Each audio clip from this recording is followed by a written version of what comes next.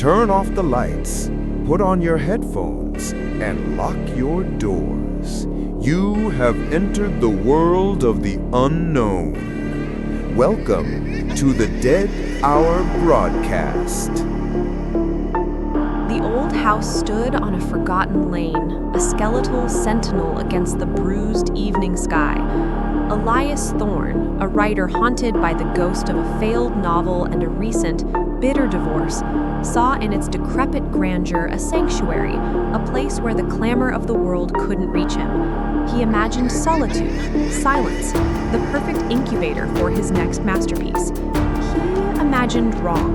From the moment he stepped over the threshold, a pervasive chill settled into his bones, deeper than the autumn air. The house, despite its empty rooms, felt occupied. Dusk motes danced in the sparse sunlight filtering through grimy windows, swirling like restless spirits. The floorboards groaned beneath his feet, a symphony of ancient protest.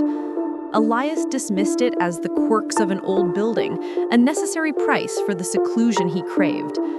His first few days were a blur of unpacking and attempting to establish a routine. He set up his writing desk in the master bedroom, a vast, echoing space that overlooked a tangle of overgrown woods.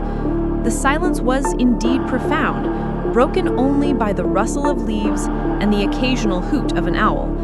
Yet, within this silence, Elias began to perceive something else.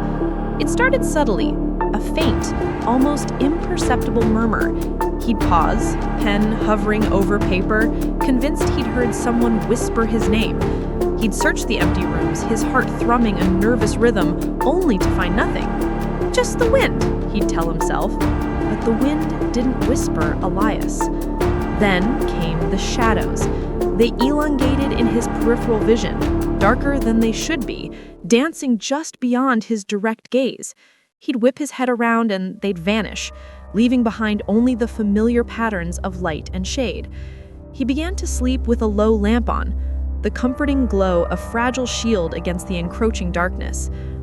One night, a persistent scratching began from within the walls of his study. It was rhythmic, insistent, like tiny, frantic fingers trying to claw their way out.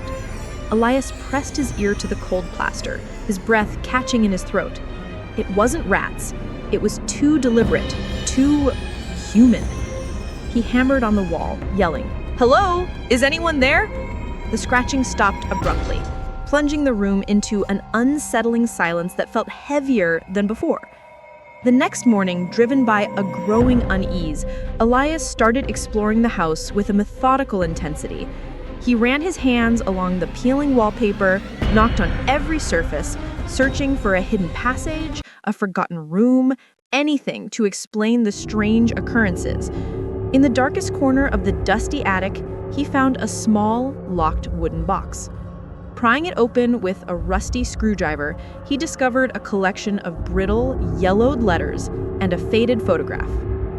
The letters, dated decades ago, were from a woman named Eleanor, addressed to her sister. They spoke of loneliness, of a husband who grew increasingly distant, and of the house itself, which she described as breathing with unseen occupants. The photograph showed Eleanor, a gaunt woman with haunted eyes, standing in what was unmistakably Elias's study. A particular passage in one of Eleanor's letters sent a shiver down Elias's spine. She wrote, "The walls whisper to me, dearest sister. They tell me things, terrible things. They know my fears, my deepest regrets. They promise companionship, but their embrace is cold, their comfort, a lie." Elias felt a prickle of recognition, a chilling kinship with this long-dead woman. He too felt the walls listening, felt their silent judgment. He felt the cold embrace. He tried to leave. He packed a bag, his hands shaking, his mind screaming at him to escape. But as he reached the front door, a heavy, unseen force slammed it shut, rattling the old frame.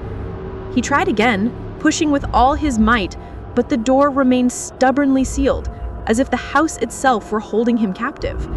Panic seized him. He ran to the windows, but they too were unyielding, sealed shut by years of disuse and an invisible barrier. The whispers began then, louder than ever, not just from the walls, but from every crevice, every shadow.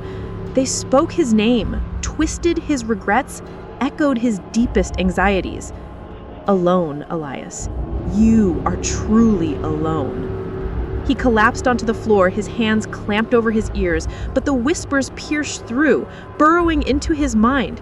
He saw Eleanor's face in the shadows, her gaunt features mirroring his own despair.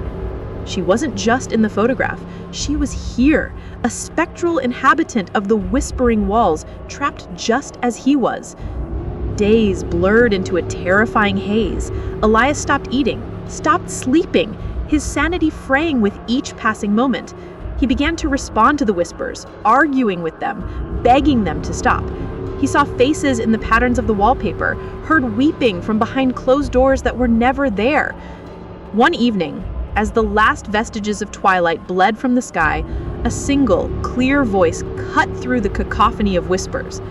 It was soft, melodious, and spoke directly into his mind. "Join us, Elias. Become one with the silence." He looked up, his eyes wide and vacant. In the shadows of the doorway, he saw a fleeting glimpse of a figure, not Eleanor, but something older, something primordial. Its eyes glowed with an ancient hunger. Elias Thorne, the writer who sought solitude, found it. But it was a solitude that consumed, a silence that screamed, and a house that never truly let anyone leave. The whispering walls had found their newest listener, and now he too whispered back. The story ends here, but the fear remains. If you want to survive the night, hit that subscribe button.